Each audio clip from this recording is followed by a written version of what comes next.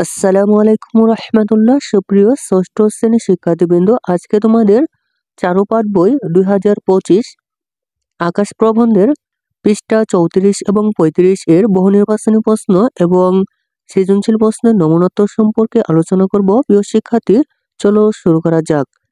অনুশীলনী বহু নির্বাচনী প্রশ্ন। 1 নম্বর প্রশ্ন হচ্ছে, রাতের আকাশ সচরাচর কি রঙের হয়? উত্তর হচ্ছে গ, কালো। 2 নং প্রশ্ন হচ্ছে,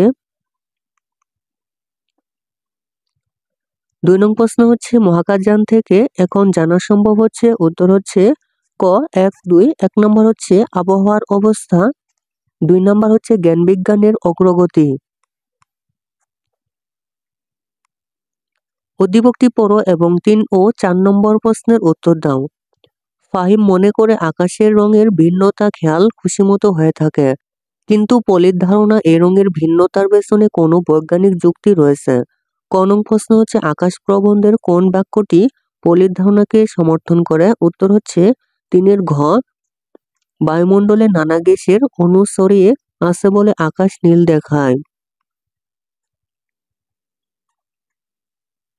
35 পৃষ্ঠা 4 নং বহুনির্বাচনী প্রশ্ন হচ্ছে, আকাশ প্রবন্ধ অনুযায়ী ফাহিমের ভাবনাটি? উত্তর হচ্ছে 4 ক, 1, 2। 1 নম্বর হচ্ছে অবাস্তব, 2 নম্বর হচ্ছে প্রাচীন।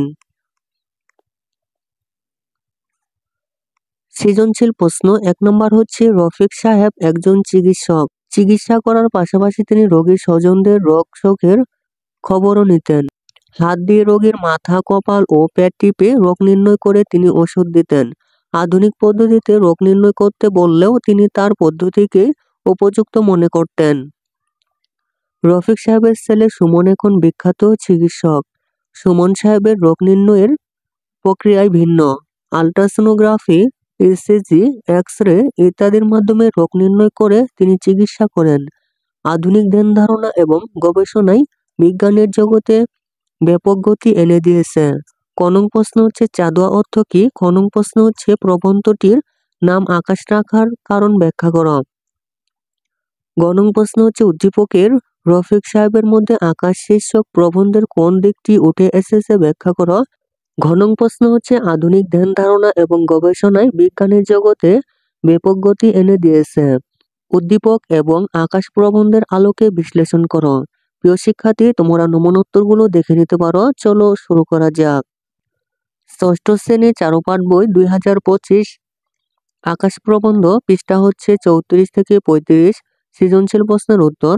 ক নং প্রশ্ন হচ্ছে, চাঁদোয়া অর্থ কি? ক নং প্রশ্নের উত্তর হচ্ছে, চাঁদোয়া অর্থ হচ্ছে সামিয়ানা। খ নং প্রশ্ন হচ্ছে, প্রবন্ধটির নাম আকাশ রাখার কারণ ব্যাখ্যা করো। খ নং প্রশ্নের উত্তর হচ্ছে, প্রবন্ধটির নাম আকাশ রাখার কারণ এতে আকাশের রহস্য নিয়ে আলোচনা করা হয়েছে।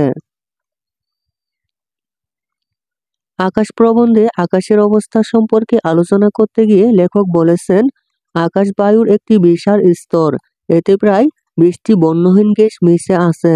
বায়ুমণ্ডলে বিভিন্ন গ্যাসের অণু ছড়িয়ে আছে বলে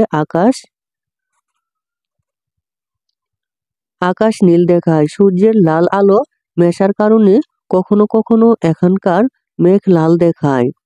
আকাশ সম্বন্ধে এসব বিষয় এ প্রবন্ধে আলোচিত হয়েছে বলে প্রবন্ধের নাম আকাশ রাখা হয়েছে।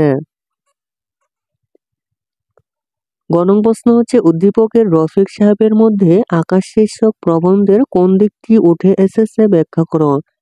গ নং প্রশ্নের উত্তর হচ্ছে, আকাশ প্রবন্ধে বর্ণিত আকাশ সম্বন্ধে মানুষের প্রাচীন ও অবৈজ্ঞানিক ধ্যান ধারণার দিকটি উদ্দীপকের রফিক সাহেবের মধ্যে উঠে এসেছে। প্রাচীনকালে অনেক কিছুই জানার অভাবে অন্ধকারে ঢাকা ছিল, কিন্তু বিজ্ঞানের নতুন নতুন আবিষ্কারে সবকিছু এখন পরিষ্কারভাবে আমাদের সামনে উপস্থিত হয়েছে। আকাশ প্রবন্ধে বলা হয়েছে, আগেরকার দিনে লোকে ভাবতো আকাশটা বুঝি পৃথিবীর ওপর একটা কিছুর কঠিন ঢাকনা। কখনো তারা ভাবতো আকাশটা পড়তে পড়তে ভাগ করা। প্রবন্ধের এই প্রাচীন ও অবৈজ্ঞানিক ধারণার দিকটি উদ্দীপকের রফিক সাহেবের মধ্যে উঠে এসেছে। তিনি হাত দিয়ে মাথা, কপাল, পেট ইত্যাদি টিপে রোগ নির্ণয় করে ওষুধ দিতেন। যা বৈজ্ঞানিক দৃষ্টিকোণ থেকে একেবারে অচল। গ নং প্রশ্ন হচ্ছে আধুনিক ধ্যান ধারণা এবং গবেষণায় বিজ্ঞানের জগতে ব্যাপক গতি এনে দিয়েছে। উদ্দীপক এবং আকাশ প্রবন্ধের আলোকে বিশ্লেষণ করো। গ নং প্রশ্নের উত্তর হচ্ছে আধুনিক ধ্যান ধারণা এবং গবেষণায় বিজ্ঞানের জগতে ব্যাপক গতি এনে দিয়েছে। এই বিষয়টি উদ্দীপক এবং আকাশ প্রবন্ধের আলোকে গভীর তাৎপর্যপূর্ণ। বিজ্ঞানীদের নানা আবিষ্কারের কারণে মানুষের জীবনযাত্রা সহজ হয়েছে, অনেক কুসংস্কার দূর হয়েছে, অনেক কৌতূহলী মানুষের কৌতূহল মিটেছে। উদ্দীপকের সুমন সাহেব একজন বড় ডাক্তার।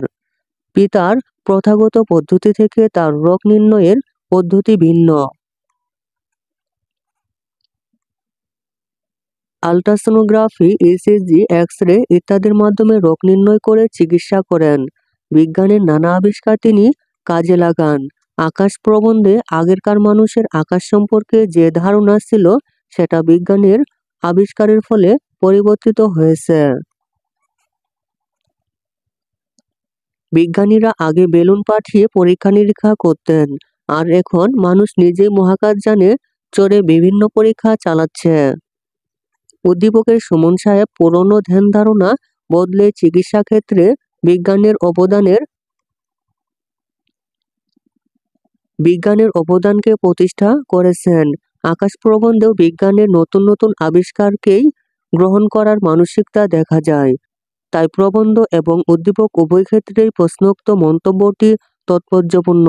প্রিয় শিক্ষার্থী, এই ছিল তোমাদের আকাশ প্রবন্ধের পৃষ্ঠা 34-35 এর নমুনা উত্তর। প্রিয় শিক্ষার্থী, ধারাবাহিকভাবে অন্যান্য বইয়ের ভিডিও পেতে চ্যানেলটি এখনই সাবস্ক্রাইব করে রাখতে পারো। ধন্যবাদ।